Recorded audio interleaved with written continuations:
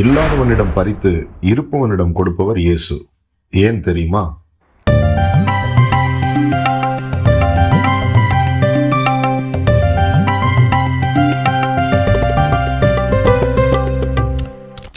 மத்தேயு 13:12. உள்ளவன் எவனோ அவனுக்கு கொடுக்கப்படும், பரிபூரணமும் அடைவான். இல்லாதவன் எவனோ அவனிடத்தில் உள்ளதும் எடுத்துக்கொள்ளப்படும்.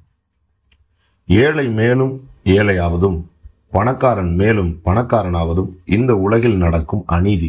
இதற்கு இயேசுவும் உடன்படுகிறாரா? இல்லை இல்லை.